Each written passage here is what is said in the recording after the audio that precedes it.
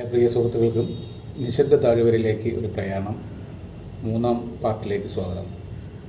അപ്പോൾ അന്ന് രാവിലെ 9 മണിക്ക് നമ്മുടെ ഗൈഡായ ശ്രീ ഷൺമുഖം വന്ന് ഞങ്ങളെ ട്രക്കിങ്ങിനെ കൂട്ടിക്കൊണ്ടുപോയി. അപ്പോൾ ട്രക്കിങ്ങിനെ കൂട്ടിക്കൊണ്ടുപോകുന്ന പോകുന്ന വഴിയിൽ തന്നെ ഒരുപാട് വിവിധ ഇനം സസ്യജാലങ്ങളെ, അതായത് നമുക്ക് ഇവിടെ നമ്മുടെ നാട്ടിൻപുറത്തോ അവിടെ എവിടെയെങ്കിലും കാണാൻ പറ്റാത്ത സൈലൻറ്റ് വാലിയിൽ മാത്രം കാണുന്ന ചില പ്രത്യേക ഇനം സസ്യങ്ങളെ അദ്ദേഹം പരിചയപ്പെടുത്തി തന്നു. അപൂർവമായിട്ടുള്ള ഇനം ജാലങ്ങളെക്കുറിച്ച് അദ്ദേഹം പരിചയപ്പെടുത്തി തന്നു. അതിൻ്റെ ശാസ്ത്രീയ നാമങ്ങളും അതിനിട്ടിരിക്കുന്ന അല്ലാതുള്ള പേരും ഒക്കെ അദ്ദേഹം വിശദീകരിച്ചു തന്നു. അതിനുശേഷം നമ്മളിങ്ങനെ നടന്നു പോകുന്ന വഴി കുറേ പേര് മലയെണ്ണാനയും കോഴി വേഴാമ്പൽ അതിനെയൊക്കെ കാണാൻ പറ്റി. കുറച്ച് മാനുകൾ കാണാൻ പറ്റി. അതുപോലെ തന്നെ കുറച്ചങ്ങോട്ട് നടന്നു പോയപ്പോൾ ഈ കാട്ടുനായ്ക്കൾ അതിൻ്റെ ജൈവാവശിഷ്ടങ്ങൾ, അതായത് കുറച്ച് മുമ്പേ ഞങ്ങൾ ചെല്ലുന്നതിന് കുറച്ച് മുമ്പേ അവിടെ നിന്ന് പോയ ലക്ഷണം നമുക്കത് മനസ്സിലാക്കാൻ പറ്റും. അതിൻ്റെ ജൈവാവശിഷ്ടങ്ങൾ അവിടെ ഉണ്ടായിരുന്നു, ജൈവമാലിന്യാവശിഷ്ടങ്ങൾ അവിടെ ഉണ്ടായിരുന്നു. അതുപോലെ തന്നെ കാട്ടാനകൾ പോയതിൻ്റെ പാടുകളും കാണാൻ പറ്റി.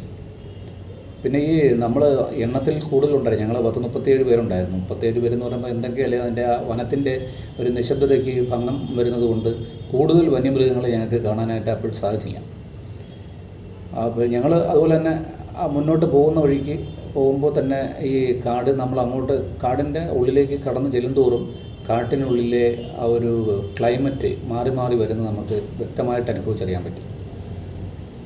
അതുപോലെ തന്നെ പോകുന്ന വഴിയുള്ള വിവിധ ഇനം അവിടെയും പലതരത്തിലുള്ള വലിയ വലിയ പടുകൂറ്റൻ മരങ്ങളും മറ്റുമൊക്കെ ഉണ്ടായിരുന്നു. ഇതെല്ലാം അദ്ദേഹം നമുക്ക് വിശദമായി, അദ്ദേഹത്തിന് ഇതിനെക്കുറിച്ചൊക്കെ ഈ ഗൈഡായ ശ്രീ ഷൺമുഖം അദ്ദേഹത്തിന് ഇതിനെക്കുറിച്ചൊക്കെ വിശദമായ അറിവുണ്ടായിരുന്നു. അത് ഞങ്ങൾക്കെല്ലാവർക്കും, ഇതൊരു പ്രകൃതി പഠന ക്യാമ്പ് കൂടിയാണല്ലോ ശരിക്കും, അതുകൊണ്ടാണ് കറക്റ്റായിട്ട് പുള്ളി അതെല്ലാം കാര്യങ്ങളെല്ലാം വിശദീകരിച്ചത്.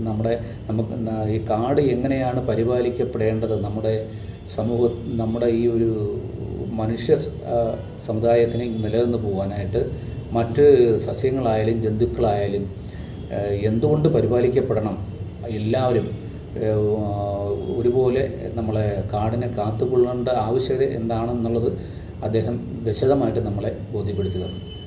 വനത്തിനുള്ളിൽ നല്ല രീതിയിൽ ഓക്സിജൻ ഉണ്ടായിരുന്നത് കൊണ്ടായിരിക്കണം അംഗങ്ങൾക്കൊന്നും വലുതായിട്ടുള്ള ക്ഷീണം അനുഭവപ്പെട്ടില്ല. പാറക്കെട്ടുകൾ, ചെറിയ നീർത്തടാകങ്ങൾ, ചതുപ്പ് നിലങ്ങൾ, ഇതെല്ലാം നമ്മുടെ ട്രക്കിങ്ങിനിടയിൽ നമ്മൾ കണ്ടുവന്ന കാര്യങ്ങളാണ്.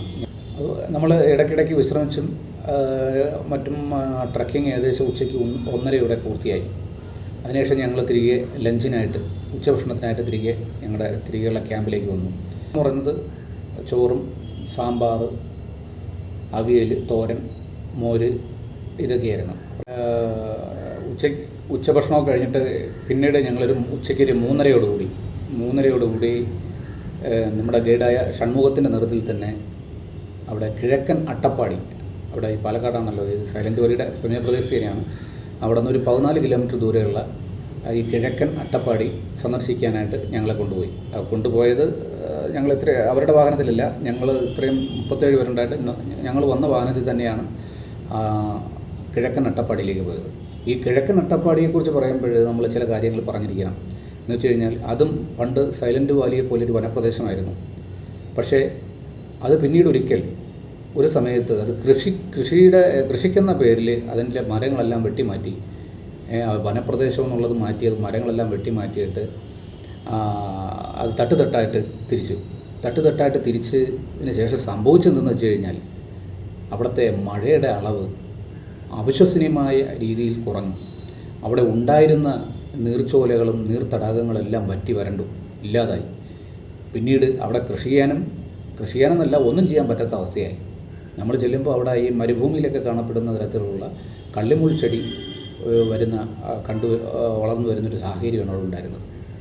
അതൊരു പ്രത്യക്ഷ ഉദാഹരണമാണ്. അതായത് നമ്മുടെ മരങ്ങൾ നമ്മൾ പരിപാലിക്കപ്പെടേണ്ടതിൻ്റെ ആവശ്യകത, നമ്മൾ നിലനിന്ന് പോകണമെങ്കിൽ ഈ വൃക്ഷങ്ങൾ ഉണ്ടായിരിക്കേണ്ടതിൻ്റെ ആവശ്യകത നമ്മളെ ബോധ്യപ്പെടുത്താനും വേണ്ടി കൂടിയാണ് നമ്മളെ ഈ കിഴക്കൻ അട്ടപ്പാടിയിലേക്ക് കൊണ്ടുപോയത്. അപ്പോൾ മനുഷ്യൻ്റെ ഒരു സ്വാർത്ഥതയ്ക്ക് വേണ്ടി മനുഷ്യൻ ഈ മരങ്ങളെല്ലാം വെട്ടിമാറ്റിയതിൻ്റെ ഒരു ദുരന്ത ഫലം ഞങ്ങൾ നേരിട്ട് കാണുകയായിരുന്നു അവിടെ. അതോടൊപ്പം ഈ അട്ടപ്പാടിയിൽ കുറേ കാറ്റാടിപ്പാടങ്ങളൊക്കെ കാണാം. കാറ്റാടിപ്പാടങ്ങൾ നമ്മളെ കാറ്റാടിപ്പാടങ്ങളുണ്ട്. അതുകൂടാതെ ഇവിടെ ഇപ്പോൾ മഴ പെയ്യുന്നതെന്ന് വെച്ച് കഴിഞ്ഞാൽ വർഷത്തിൽ ഒരു തവണ മാത്രമാണ് മഴ പെയ്യുന്നത്. അതായത് തുലാവർഷമുണ്ടും അത് മാത്രമേ അവിടെ കിട്ടുന്നുള്ളൂ. സൈലൻറ്റ് വാലിയിൽ ഏകദേശം 8000 മില്ലിമീറ്റർ മഴ പെയ്യുമ്പോൾ ഇവിടെ കിട്ടുന്നത് 100-150 മില്ലിമീറ്റർ മാത്രമാണ് മഴ ഇവിടെ ലഭിക്കുന്നത്. ആ മഴയുടെ അളവിലുള്ള അന്തരം തന്നെയാണ് ഈ നമ്മൾ വനപ്രദേശം നശിപ്പിച്ചതിൻ്റെ ഒരു ദുരന്ത ഫലത്തിൻ്റെ ഒരു ഉത്തമ ഉദാഹരണം എന്ന് പറയുന്നത്. അതായത് മനുഷ്യൻ്റെ സ്വാർത്ഥത മൂലം അനവധി തലമുറകൾ അത് ശുദ്ധവായു, ശുദ്ധജലം, ആഹാരം എന്നിവ കിട്ടാതായി പോകുന്ന ഒരു ദുരന്ത ഫലത്തിൻ്റെ ഒരു നേർക്കാഴ്ചയായിരുന്നു ഈ അട്ടപ്പാടി. അവിടെ 1-2 പാറക്വാറികൾ പ്രവർത്തിക്കുന്ന കാഴ്ചയും ഞങ്ങൾക്ക് കാണാൻ സാധിച്ചു. അതിനൊക്കെ എങ്ങനെ ലൈസൻസ് അവിടെ കിട്ടി എന്നുള്ളത് നമ്മുടെ എല്ലാം മനസ്സിൽ ഉയർന്നു വന്നൊരു ചോദ്യമാണ്. അവിടെ അങ്ങനെ അട്ടപ്പാടിയെ നേരിട്ട് കണ്ടിട്ട് ഞങ്ങൾ ഏകദേശം 6 മണിയോടുകൂടി തിരിച്ചു വന്നു. അതുപോലെ തന്നെ അന്ന് ലോക വന്യജീവി ദിനമായിട്ട് മാർച്ച് 3 ലോകമെമ്പാടും ആദ്യമായിട്ട് ആചരിക്കുന്ന ഒരു ദിവസമായിരുന്നു അന്ന്. അപ്പോൾ അതിനാൽ മുക്കാലി ജംഗ്ഷനിൽ പൊതുജനങ്ങൾക്കായിട്ടൊരു വന്യജീവിയെക്കുറിച്ചുള്ള ഒരു ഡോക്യുമെൻ്ററി പ്രദർശിപ്പിക്കുന്നുണ്ടായിരുന്നു. അപ്പോൾ ഞങ്ങൾ അംഗങ്ങളെല്ലാം 37 പേരും മുക്കാലി ജംഗ്ഷനിൽ ഇരുന്നു കൊണ്ട് പ്രദർശനം കാണുകയുണ്ടായി. അതിനുശേഷം Shri forest range officer Shri Ratheesh ഞങ്ങളെ ഫോറസ്റ്റ് ഓഫീസിലേക്ക്, നമ്മുടെ ഓഫീസിലേക്ക് കൂട്ടിക്കൊണ്ടുപോയി അവിടെ വെച്ച് വീണ്ടും നമുക്കൊരു ക്ലാസ് നൽകുകയുണ്ടായി. അതിനുശേഷം ഡിന്നർ എന്ന് പറയുമ്പം കഞ്ഞിയും പയറും അതുപോലുള്ള സാധാരണ ഡിന്നർ കഴിച്ചു. അതുപോലെ തന്നെ അന്നത്തെ ദിവസം അവിടെ കഴിഞ്ഞു. ശുദ്ധജലം, ശുദ്ധവായു, ആഹാരം, ഇതിൻ്റെ എല്ലാം ജീൻ പൂളായ സൈലൻറ്റ് വാലി എന്തുകൊണ്ടാണ് നമ്മൾ സംരക്ഷിക്കപ്പെടേണ്ടത് എന്നതിൻ്റെ ആവശ്യകത ഞങ്ങൾ അംഗങ്ങളെല്ലാം അദ്ദേഹം ബോധ്യപ്പെടുത്തി തന്നു, ക്ലാസ്സിലൂടെ ബോധ്യപ്പെടുത്തി തന്നു. തൊട്ടടുത്ത ദിവസത്തെ കാര്യങ്ങൾ അടുത്ത വീഡിയോയിലൂടെ നിങ്ങളുമായിട്ട് ഞാൻ പങ്കിടുന്നതാണ്. Thank you.